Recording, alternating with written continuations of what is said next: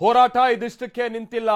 ವಿರೋಧಿ ರಾಷ್ಟ್ರದ ಪರ ಘೋಷಣೆ ಕೂಗಿದ್ದಕ್ಕೆ ಸಿಎಂ ಸಿದ್ದರಾಮಯ್ಯ ಸರ್ಕಾರಕ್ಕೆ ಕೇಸರಿ ಪಡೆ ಕೆರಳಿ ಕೆಂಡವಾಗಿದೆ. ಮಾತಿನಲ್ಲೇ ತಿವಿದು ಗುಮ್ತಾ ಇದೆ. ಬಿಜೆಪಿಗರ ಆರೋಪಕ್ಕೆ ಕಾಂಗ್ರೆಸ್ ನಾಯಕರು ಏನು ಸುಮ್ಮನೆ ಕೂತಿಲ್ಲ. ಸ್ವಪಕ್ಷದ ನಾಯಕರ ಬೆನ್ನಿಗೆ ನಿಂತು ವಿಪಕ್ಷಕ್ಕೆ ತಿರುಗೇಟನ್ನ ನೀಡ್ತಾ ಇದ್ದಾರೆ. FSL report ಬಂದ ಮೇಲೆ it is true we will take strict action.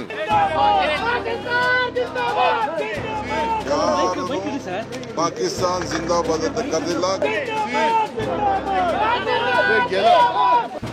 ಸದನದೊಳಗೆ ಸಮರ. ರಾಜ್ಯದ ದಶ ದಿಕ್ಕುಗಳಲ್ಲೂ ಆಕ್ರೋಶದ ಕಟ್ಟೆಯೊಡೆದಿದೆ. ಪಾಕ್ ಪರ ಘೋಷಣೆ ಕೂಗಿದ ಕಿಚ್ಚು ದಗದಗಿಸುವಂತೆ ಮಾಡಿದೆ. ಯಾರು ಘೋಷಣೆ ಕೂಗಿದ್ರೋ ಗೊತ್ತಿಲ್ಲ. ಆದ್ರೆ ಕೈ ಕಮಲ ನಾಯಕರು ಮಾತ್ರ ಮಾತಿನಲ್ಲೇ ಹೊಡೆದಾಡಿಕೊಳ್ತಿದ್ದಾರೆ. ಅದರಲ್ಲೂ ಇವತ್ತು ನಡೆದ ಮಾತಿನ ಮಲ್ಲ ಯುದ್ಧ ಮತ್ತೊಂದು ಲೆವೆಲ್ಗೆ ಹೋಗಿ ಮುಟ್ಟಿದೆ. ಪಾಕಿಸ್ತಾನ ಪರ ಘೋಷಣೆ ಕೂಗಿಲ್ಲ. ನಾಸಿರ್ ಸಾಬ್ ಜಿಂದಾಬಾದ್ ಅನ್ನೋದನ್ನ ನೀವು ಪಾಕಿಸ್ತಾನ ಜಿಂದಾಬಾದ್ ಅಂತಂದ್ರೆ ಎಲ್ಲಾದ್ರೂ ಅರ್ಥ ಆಯ್ತು.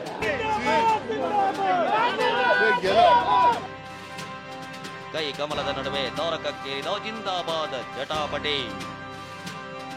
ರಾಜ್ಯ ಕಾಂಗ್ರೆಸ್ ವಿರುದ್ಧ ವಾಗ್ದಾಳಿ ನಡೆಸಿದ ಕೇಸರಿ ಪಡೆ. ಕರುನಾಡಿನ ಮೂಲೆ ಮೂಲೆಯಲ್ಲೂ ಬೀದಿಗಿಳಿದ ಹೋರಾಟ ನಡೆಸಿದ್ರು.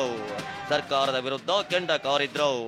ಪಾಕ್ ಪರ ಘೋಷಣೆ ಕೂಗಿದ್ದಕ್ಕೆ ಕಾಂಗ್ರೆಸ್ ಪಕ್ಷವೇ ಕಾರಣ ಅನ್ನೋ ಕಿಚ್ಚಿನಂತಹ ಜ್ವಾಲೆ ಕಕ್ಕಿದ್ರು. ಅದರಲ್ಲೂ ವಿಪಕ್ಷ ನಾಯಕ ಆರ್ ಅಶೋಕ್ ಸಿದ್ದರಾಮಯ್ಯ ಸರ್ಕಾರಕ್ಕೆ ಮಾತಲ್ಲೇ ತಿವಿದ್ರು. ಸರ್ಕಾರವನ್ನ ವಜಾಗೊಳಿಸುವಂತೆ ಆಗ್ರಹಿಸಿದ್ರು. ಗವರ್ನರ್ ಅನ್ನ ಭೇಟಿ ಮಾಡ್ತಾ ಇದ್ದೀರಿ.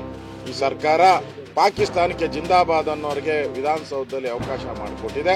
ಈ ಸರ್ಕಾರ ಇದ್ರೆ ಸಂವಿಧಾನದ ರಕ್ಷಣೆ ಆಗಲ್ಲ, ಭಾರತದ ರಕ್ಷಣೆ ಆಗಲ್ಲ, ಪಾಕಿಸ್ತಾನದ ಅಡ್ಡ ತಾಣ ಆಗುತ್ತೆ ಇದು. ಅದರಿಂದ ಈ ಸರ್ಕಾರವನ್ನ ವಜಾ ಮಾಡಿ, ಕೂಡಲೇ ವಜಾ ಮಾಡಿ ಈ ಸರ್ಕಾರವನ್ನ ಆಗ್ರಹ ಮಾಡಿದೆ.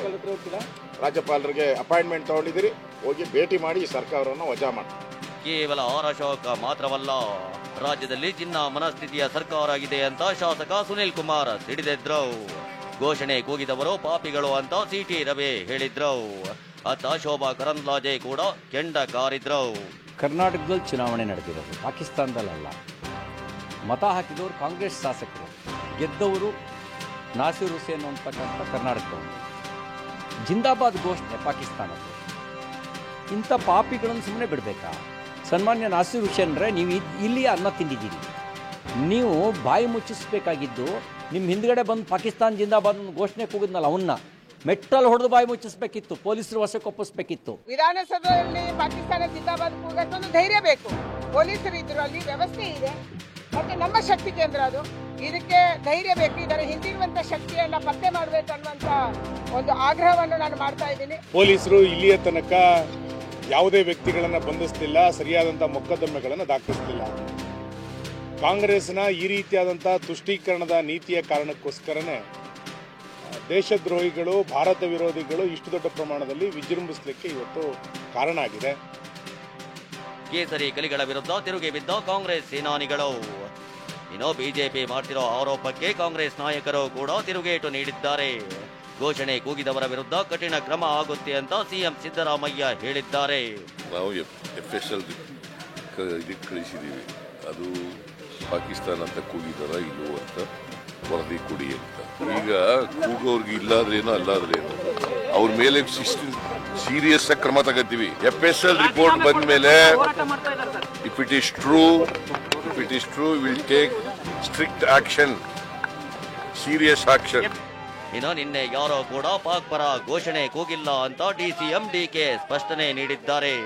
ಹಾಗೇನಾದ್ರೂ ಘೋಷಣೆ ಕೂಗಿದ್ರೆ ಕಠಿಣ ಕ್ರಮ ಕೈಗೊಳ್ತೀವಿ ಎಂದಿದ್ದಾರೆ.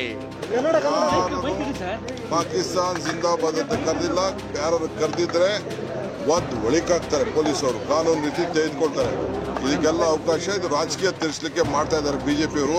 ಯಾರು ತಪ್ಪಿಸ್ತಿದ್ದಾರೆ, ಯಾರು ಇದಕ್ಕೆ ಪ್ರಚೋದನೆ ಮಾಡ್ತಾ ಇದ್ದಾರೆ, ಇಲ್ಲದೆ ಹೋದ್ರು ಸುಳ್ಳು ಯಾವ ರೀತಿ ಕಟ್ತಾ ಇದ್ದಾರೆ, ಎಲ್ಲರ ಮೇಲೂ ಕಾನೂನು ರೀತಿ ಕ್ರಮ ಕೈಗೊಳ್ತಾರೆ. ಮೀಡಿಯಾದ ವಿಡಿಯೋ ಫುಟೇಜು, ಆಡಿಯೋ ಫುಟೇಜು, ರಾ ಫುಟೇಜು ತಗೊಂಡು ಖಾಸಗಿಯಾಗಿ ನಾವು ಆಡಿಯೋ ಫೊರೆನ್ಸಿಕ್ ಮಾಡಾದ್ಮೇಲೆ ನಾವು ನಮ್ಮ ಪಕ್ಷದ ನಿಲುವನ್ನು ಹಾಕಿದ್ದೀವಿ.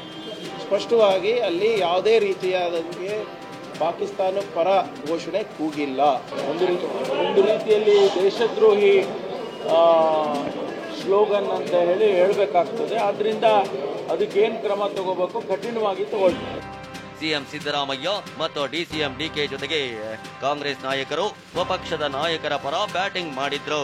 ಸುಳ್ಳಿನ ಸುದ್ದಿ, ಇಷ್ಟು ಅಪಪ್ರಚಾರ, ಇಷ್ಟು ದೊಡ್ಡ ಒಂದು ಕಾನ್ಸ್ಪಿರಸಿ ನಾನು ಎಲ್ಲೂ ನೋಡಿಲ್ಲ. ಯಾರಾದರೂ ಆ ಥರ ಕೂಗಿದ್ರೆ ನೇಣಿಗಾಕಿ, ಇಲ್ಲಿ ಸತ್ರು ನೇಣಿಗಾಕಿದ್ರು ನಾವು ಭಾರತ ದೇಶ ಜಿಂದಾಬಾದ್. ಇದೆಲ್ಲ ಯಾವುದೋ ಚೀಪ್ ರಾಜಕಾರಣಕ್ಕೋಸ್ಕರ. ಅದು ಏನು ಹೇಳ್ತಾ ಇದ್ರು ಅವರು, ನಾಸೀರ್ ಸಾಬ್ ಜಿಂದಾಬಾದ್ ಅಂತ ಹೇಳ್ತಾ ಇದ್ದಾರೆ. ನಾಸೀರ್ ಸಾಬ್ ಜಿಂದಾಬಾದ್ ಅನ್ನೋದನ್ನ ನೀವು ಪಾಕಿಸ್ತಾನ್ ಜಿಂದಾಬಾದ್ ಅಂತಂದ್ರೆ ಎಲ್ಲಾದ್ರೂ ಅರ್ಥ ಆಯ್ತು? ನೀವೇ ವಿಚಾರ ಮಾಡಿ. ನಾನು 10 ಸಾರಿ ಕೇಳಿದ್ದೀನಿ ಅದನ್ನ. ನಾಸೀರ್ ಸಾಬ್ ಅಂತ ಹೇಳ್ತಾರೆ. ನಾಸೀರ್ ಹುಸೇನ್ ಅವರು ಕ್ಲಾರಿಫಿಕೇಶನ್ ಕೊಟ್ಟಿದ್ದಾರೆ, ಆ ಥರ ಯಾವುದೋ ಘೋಷಣೆ ಹೋಗ್ಲಿಲ್ಲ ಅಂತ. ಈಗೇನೋ FSL ಕರೆದಿದ್ದಾರೆ, ತನಿಖೆ ನಡೀತಾ ಇದೆ. ಹಂಗೇನಾರ ಘೋಷಣೆ ಕರೆದಿದ್ರೆ ತಕ್ಕ ಶಿಕ್ಷೆ ಕೊಡಬೇಕಾಗ್ತದೆ. ಶಕ್ತಿಸೌಧದಿಂದ ಶುರುವಾಗಿರೋ ಮಾತಿನ ಮಲ್ಲಯುದ್ಧ ರಾತ್ರಿ ಆದ್ರೂ ತಣ್ಣಗಾಗಿಲ್ಲ.